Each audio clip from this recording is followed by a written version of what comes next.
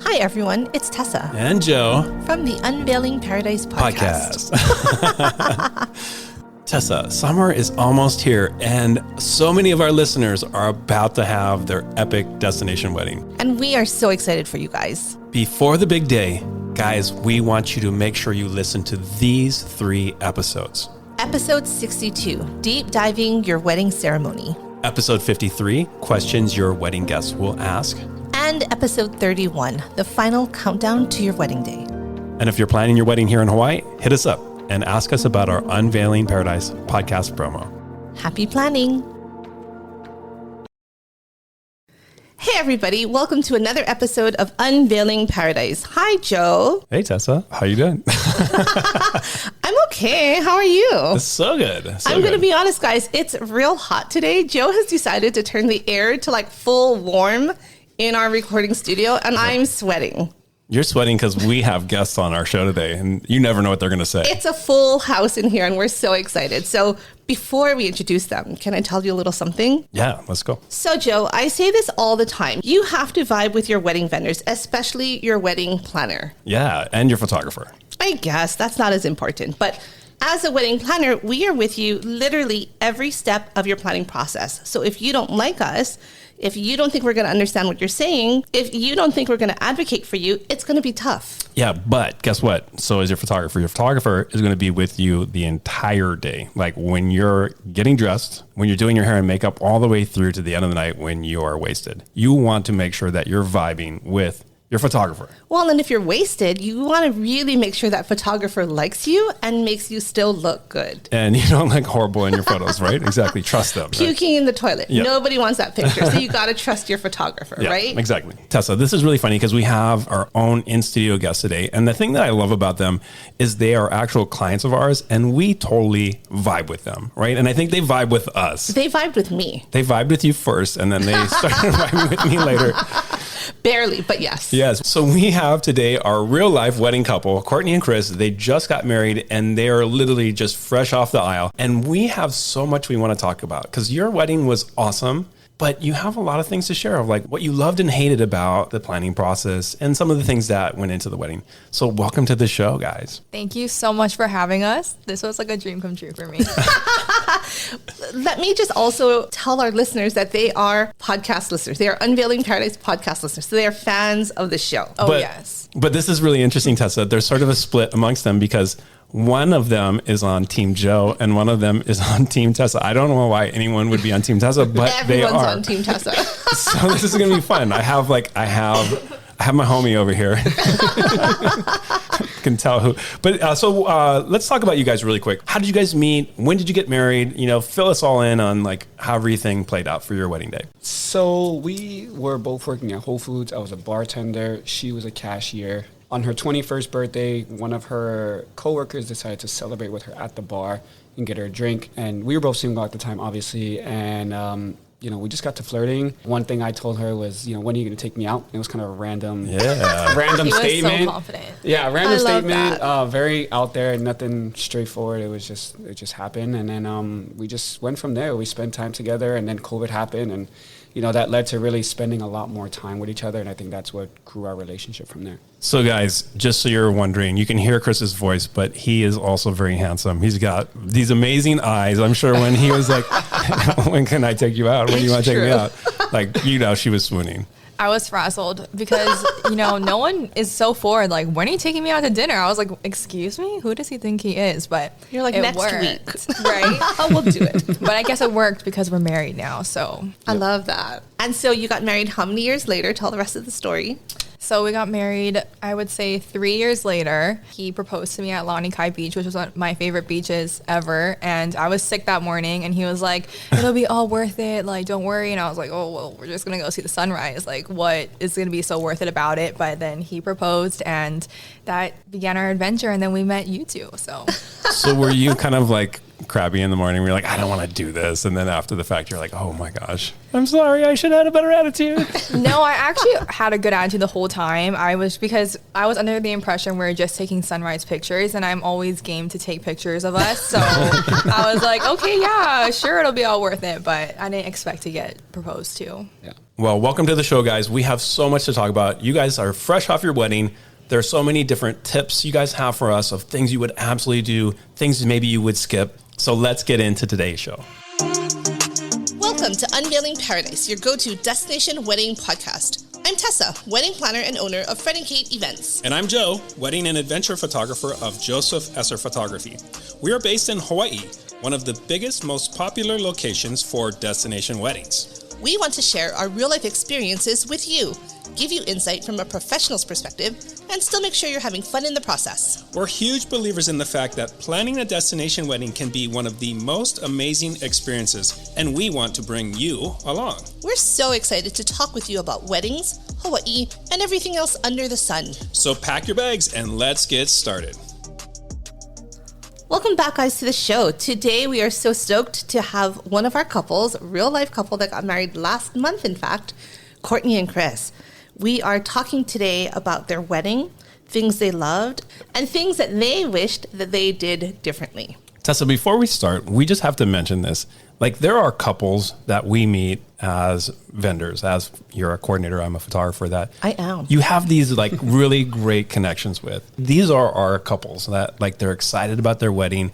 They put a lot of thought into their wedding. When the wedding day arrives, it's just magic, you know? So I'm super excited to have you guys on because I think you agree with me. Like, these are the kind of couples that we love working with. Exactly. So I want to talk about some of the things that you loved about your wedding. Courtney, why don't you start? What is one thing that you absolutely loved about your wedding day?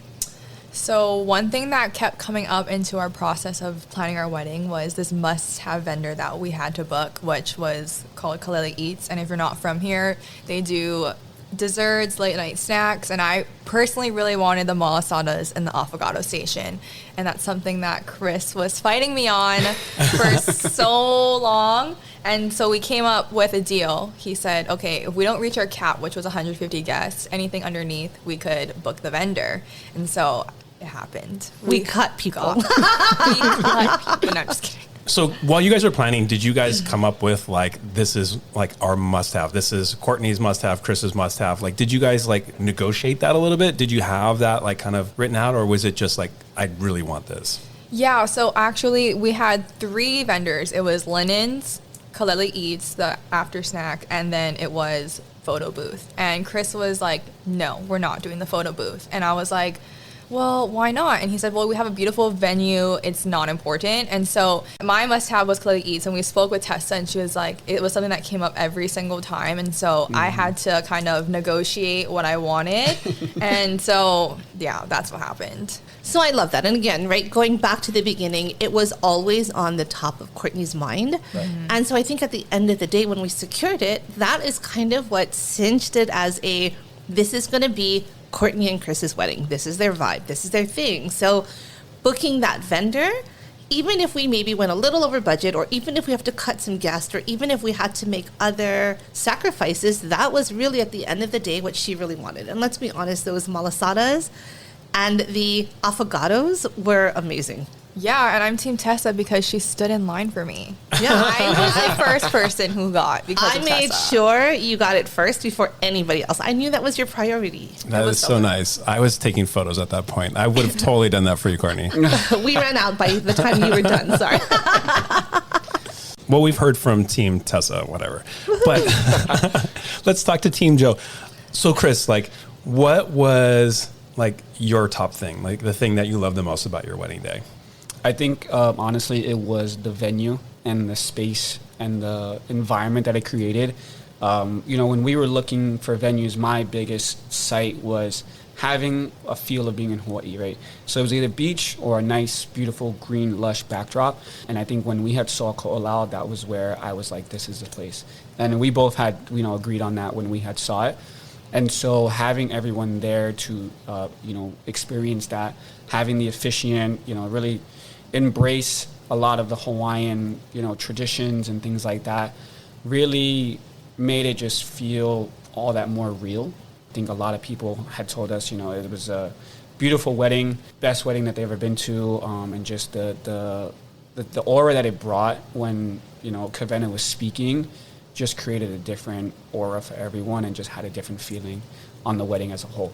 And so just for some clarity, right, Ko'olau, we're in the middle of these amazing, gorgeous mountains on Oahu. Right. All you can see is greenery. There was like a light mist of rain. It was so perfect. Again, not sunny, not rainy, right? It just created this very breathtaking, almost surreal, gorgeous backdrop for your wedding. Exactly. Yeah.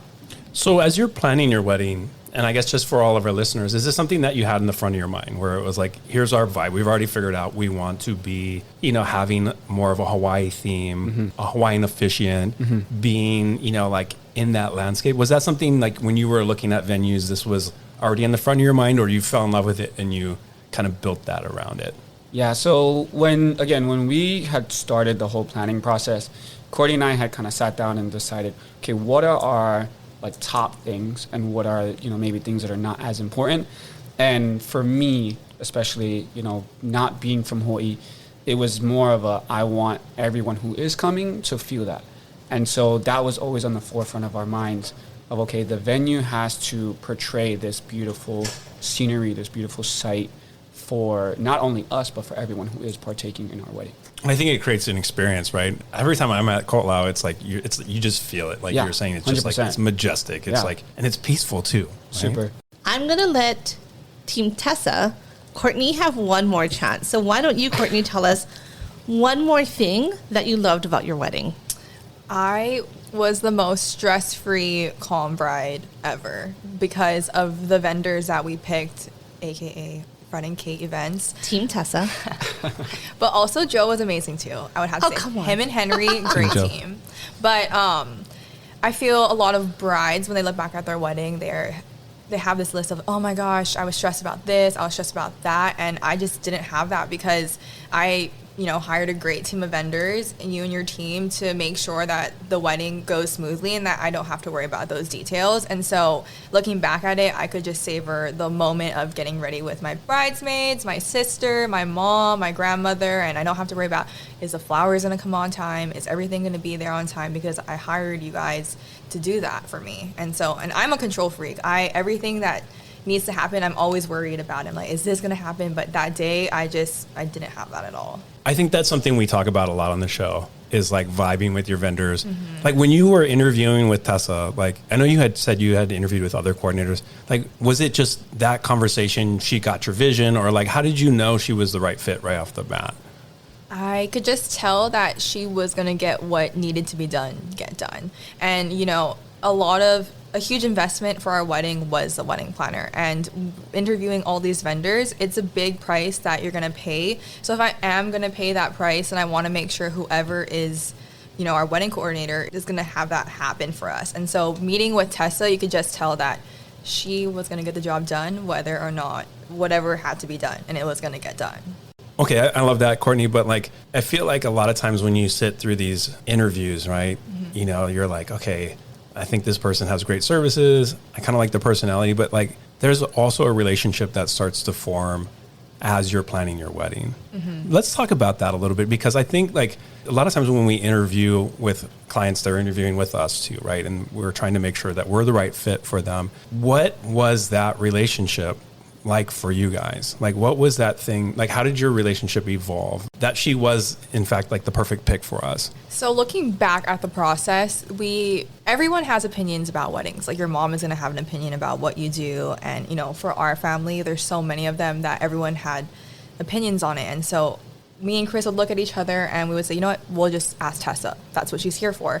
And so things that happened in our wedding planning process, for example, like, oh, should we be sitting at the sweetheart table or should the whole bridal party be up there? That was things that we brought up with Tessa because it was questions that we wanted to know. And I think once we were open with our communication with her on what we wanted and just being open with the feelings that we were having going through the process, it opened up a new level of that relationship. And so instead of being just a wedding coordinator, she was like our therapist or, our person that we went to through this process, because I don't think people understand that when you're going through the wedding process, it's like there's a lot of pressure, and a lot of people don't understand that, it's about us because it's our wedding day. And so having that wedding planner who's like, who advocates for you and it's like, no, this is your wedding, this is what you want, this is what you're going to do, meant a lot for us, because I'm a people pleaser, and sometimes I can succumb to that. And so having Tessa there and like giving her honest opinion on everything really helped and opened up that relationship for us. Yeah, and I just want to add one thing too. I think to answer your question, Joe, about how you know to make that decision prior to even making that decision.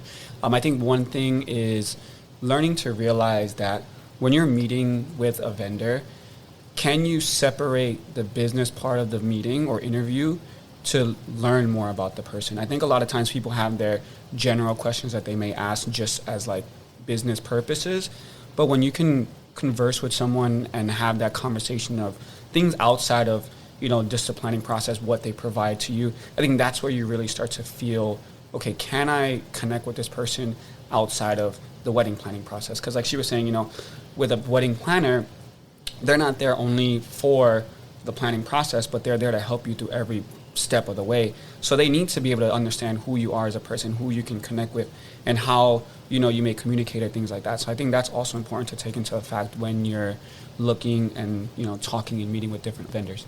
So it's interesting. I've heard our couples say that Tessa is the friend you love to hate. Is that true? We're working with her. I don't know. I think I just love Tessa. I wouldn't love to hate her. I think the way the reason why they say that is because, like Courtney said, Tessa's the type to get it done. Yeah. She's not gonna dilly dally and worry about, am I hurting this person's feelings or not?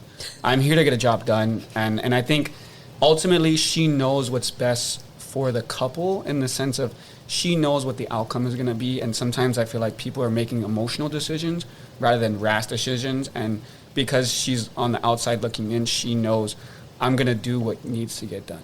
Yeah, and that comes from actually getting to know what the couple's priorities are. Right. And that's something that you have to take time to learn. Right. I think it's really fun. I love that question. We had some awkward conversations. Right, but in the end, like I think a really talented coordinator, someone who is going to manage your wedding, manage the couple and everyone around you, they have to know those things. And a lot of times they have to be honest with you. Like if you can't, afford to do this and it's going to, make your budget like skyrocket, they kind of have to tell you that too. And I think that's something that it's probably a love-hate for, it's like, I really want to have a champagne tower with Dom Perignon, whatever. No, you can't, unless you're going to, sacrifice something. Exactly. Right. All right. I get to be this guy. Yeah. You ready? You are that guy. Tell us the things you hated. Okay, maybe not hate, don't do that. But how about the things that, looking back at your wedding, things that maybe you had done in the planning process that you would have changed? I know that there was a lot of, like last minute changes with your wedding and stuff. What can you share with all our listeners of like, if you had the insight that you have now, you would change? Let's ask Kris. What do you think, Kris? So my first recommendation would be to listen to Unveiling Paradise, and that's a non-biased opinion. I think a lot of the tips and tricks that you guys do provide is very helpful, and we were talking about this morning of how we would listen to the podcast and we're like, dang, that's something we probably should have did or known prior to making a certain decision. But you sort of feel like I give better tips than Tessa, though. Is that correct? No, that is not what he's saying. I think that's what he's saying. That's what I hear. Weird. So check your hearing, Joe. One thing, though, seriously, that I would recommend, maybe that I would change would be to just do your research. I think, like, we had, during the beginning process, we were very paranoid. Being Hawaii, there's very limited vendors, very limited venues, things like that. So we kind of just jumped the gun super quick. And I think we maybe have jumped the gun a little bit too early on certain things of making some decisions. Initially, we weren't going to do a wedding planner.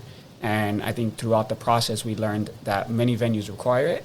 And it takes a lot of stress off your back. And so had we had done that prior or first, I think it would have let everything else become a little easier down the road. And having Tessa say, hey, you know what, that's not really urgent. Maybe we can continue doing your research and wait on that. I agree. And I do want to kind of hit on the fact that a lot of venues in Hawaii do require wedding planners, which I think stresses out a lot of couples. But at the end of the day, it really is for your best interest, right? Having that help at the very least on the day of for coordination. But like you guys, if you book the planning, just helping you kind of understand the process a little better. And I think that is one of those things where if you book the planner from the start, they can help lead you to the right venue, which sets the vibe, which creates your vendor team, right? So all of these things become a lot easier when you start with the planner. Right. Courtney, what about you? Let's go to Team Tessa. Decent answer, Chris. Thank you. Oh, But- wow. I would never say anything disparaging about you, Courtney. I think you're amazing. Oh, thank you. Come over to my team. But Courtney, I guess what is one thing that you would have changed during the wedding planning process?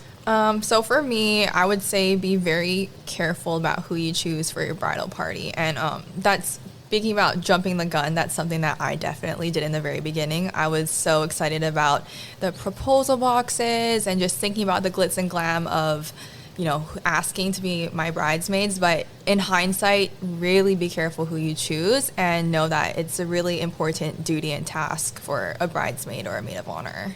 And I think something that we had kind of talked about previously before we started recording was just making sure that we get those expectations out in advance, right? If you are expecting them to pay for their own outfits or pay for a bachelorette party or pay for whatever, having those conversations beforehand so you and them are all on the same page. I think that's really important as you start your journey together as a wedding squad. Yeah, 100% agreed. And I think because Chris and I are the first to get married in our friend group, and I'm the oldest sibling, so my sister hasn't gotten married.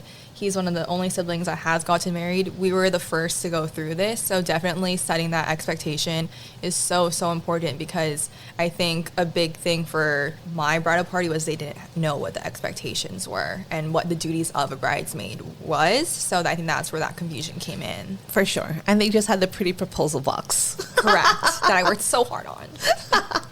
So, but you guys had your squad, but you actually had a firing squad for some of your bridesmaids and groomsmen, right? Like, I think that this is something that we talked about offline, was like, there was a few people that just weren't being supportive. And you guys are, I think, much braver than most of our couples, where you're like, I don't think it's working out, guys.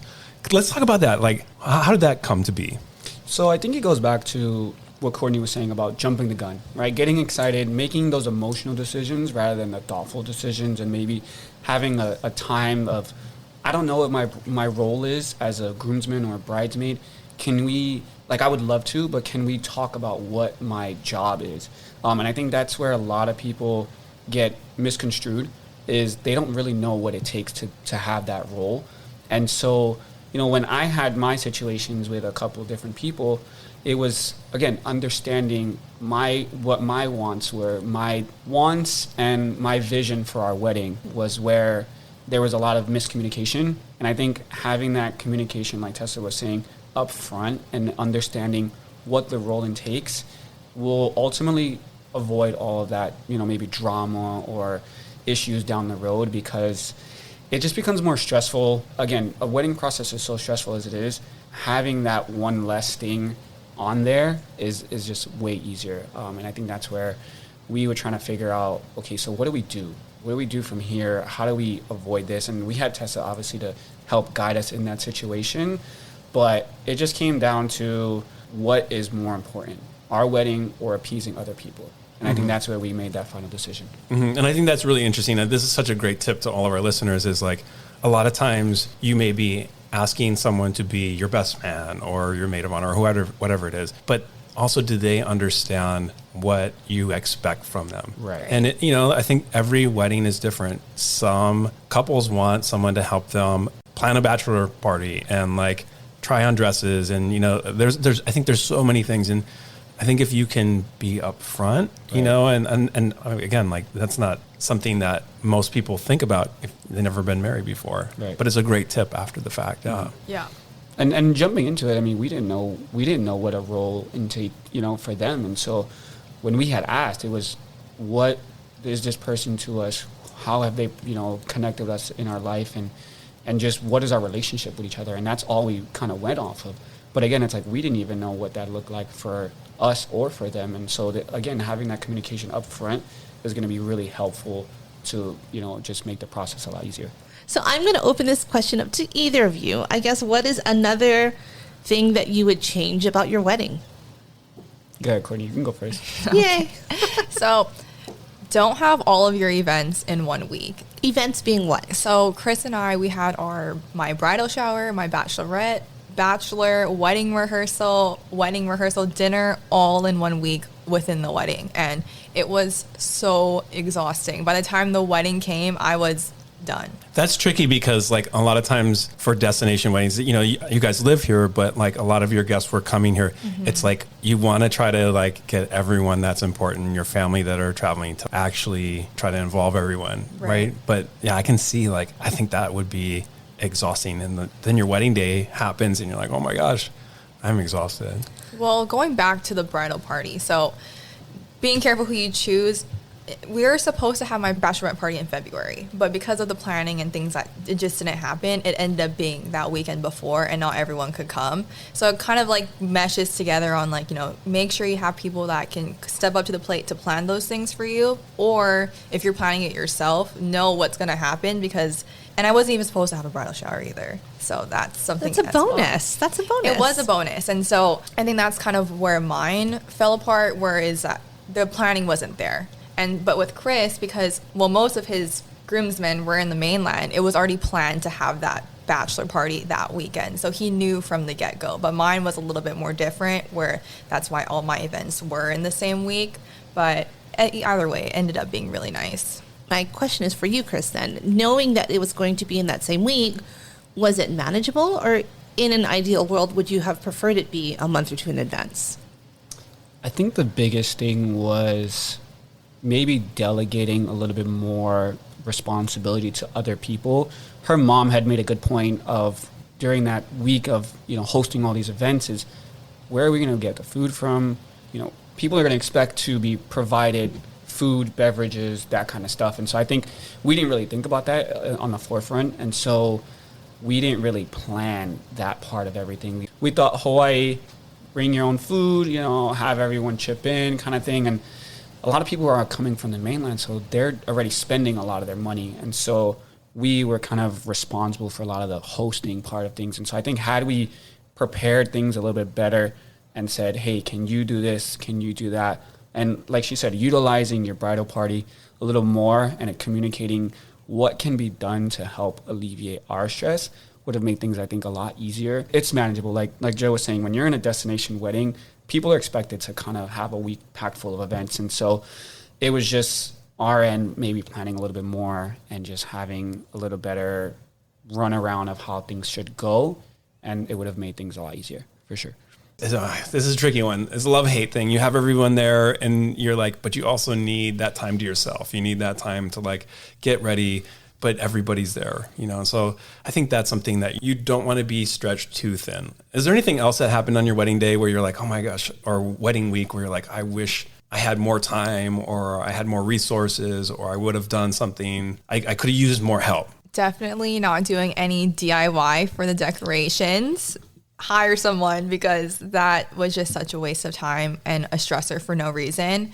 And it was funny because I actually listened to your guys' podcast, and it was one of the episodes where you said, don't DIY anything. And I was like, that is what I say. I was like, Tessa, I'm so crafty. I can do this. Oh no, I was so wrong. I was so wrong about it. And that was something that I had my mind made about, but no. Talk to your wedding planner. Do not DIY anything. But you guys actually did like a big DIY. You had like, you built this huge, was like a rose wall. Rose wall, yeah. Yeah. So my vision for this, I really wanted a big rose wall, and it had Mr. and Mrs. Lopez in front of it, and that's what we got. But apparently my father he procrastinated on this and did not get it done until minutes before the ceremony happened. I like your dad. It's my style. Literally minutes. Courtney's poor father, right? He hauls in this humongous floral wall. These roses are all hand applied, and they're probably, 2-3 inches thick. Mm-hmm. So now he has this neon sign that he's trying to hang. It's got these screws that are, 1 inch. So basically he couldn't screw it in. And he's looking at me and he's like, how do I hang this? Courtney wants this hung, but I can't. The screws are too short. What do I do? So luckily we had some fishing wire, and I was like, okay, we're going to hang it, Dad, flip it over the edge and just screw those things on the back. Then it'll anchor it. Nobody will know. So he's trying to redo this whole wall again minutes before the ceremony. And I'm like, you got to line up. Like, we got to get started. Because I promised her I would finish this. So we are, until the last minute, he and I think 3 other guys are trying to help him. I'm like, I got to go. Like, ceremony's going to start. I got to get Courtney lined up and ready. There was a lot happening. So again, it is one of those things where, you know, if you're crafty and you feel like it, I can't stop you, but you better be committed till the end. Yes. No, Tessa, you need to stop any bride that wants to do it because it's Thank just not you. worth it. I thought Kris and I were saving money by DIYing. Oh no, we either spent even more or the same amount as we would have just renting from a vendor that could have done it themselves. But it looks super cool. I guess it's like one of those things where it's like, how could you best make it happen? If you're going to DIY, like, checking in on your dad. You should have checked on Dad. I did. You should have double checked on him. I was literally standing next to You Dad. should have been at his house with a screwdriver. We should have tested it out beforehand, set it up. But yeah, I think that's the thing with DIY a lot of times is like, you know, if you're going to take this on, you have to make sure if it's actually realistic too. It ended up being beautiful, but moving forward, just hire someone to do the decoration. We did get some beautiful pictures, so. Okay, I think this has been a really fun show, but we've talked about Tessa way too much. And Amazing chance. She's so great. I was like her wedding planner. like, ugh. But before we finish our show, do you guys have any final tips that don't relate to hiring a wedding coordinator? Like, and we just take her out of the room for a second. Any other tips that you want to talk about? Like, what are your big takeaways? My biggest one is be involved. I think as a couple, you want to be involved with the whole process. I know a lot of times you hear it where, oh, it's the bride's wedding, just let her do what she wants. I think as the groom, I was very much so involved and I wanted to be a part of the process. And I think that helped her as well with deciding what decisions to make in certain aspects. And it also just made me feel like it was my wedding too. So I think that's the biggest one is as a couple, be involved in the process together. I love that so much because that is like when we started our show, we talked about you guys. So like you're one of our favorite couples because it really was something that you guys planned together. You had a shared vision. You negotiated. You guys are going to kill it at marriage. Like that's how you make an awesome marriage work is, you know, sharing that vision and those goals. So the planning process is so much better when it is absolutely the couple coming together and planning it. So I love that. All right, Courtney, what about you? For me, it's just do your research, do your interviewing, vet those vendors, and don't make any rash decisions based on one certain thing. I think your decisions should be made off of, you know, financial, but also who you vibe with, their ethics and all of that. And I think, yeah, just don't rush your decisions and make sure that you and your other half are on the same page about it. Okay, I have one final question. Are you guys Team Tessa or Team Joe? Oh, man. This isn't a final question. It is, and there's only one answer. I love both of you, but for some reason, I'm just Team Tessa. Thank you. But you didn't take her advice. But you didn't take your advice on the DIY thing. I didn't. See, might have been Team Joe, and she moved. Oh, you were originally Team Joe, I think. Okay. I do love the haterade. I always to Kris. All right, Kris. Don't let me down. So I'm definitely going to go with Team Joe. No, oh my gosh. Just because I love his vibe. I was always Team Joe from when we were doing our interviews for a photographer and things like that. And he just connected with us very well. And I told him, you know, I have a big family and I feel like he can be the one to wrangle everyone together. And he did. He did. But was Family it him wrangler. or was it Henry? Oh, no, it was Joe. Hey. Joe doesn't mess around when it comes He to that did stuff. not mess. He doesn't mess. No, he does not mess. I'm like, I think that we went into a lot of like the things, the good, the bad, the ugly of your wedding. But like, honestly, you guys, like your wedding was like 100% awesome to me. You know, I know that like planning it is a lot of work. It is a lot of stress.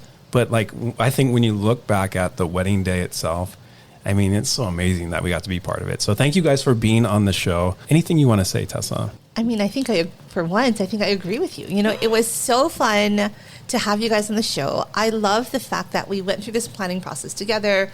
There were ups, there were downs, right? There was a lot, but I think your wedding was amazing. I think it showcased who the two of you are as a couple. And I love that from this point forward, you're not my clients, now we're friends. So love it. Thank you so much for being on our show, and we will catch all of our listeners next time. All right. Bye, guys. Thanks for listening to another episode of Unveiling Paradise. If you enjoy our show, please follow us and rate us on Spotify or wherever you listen to podcasts. It would really mean a lot. And don't forget to also get on our mailing list and follow us on Instagram. Just do it already. Until next time, this is Tessa. And this is Joe. And don't forget, your happily ever after It's just a plane ride away.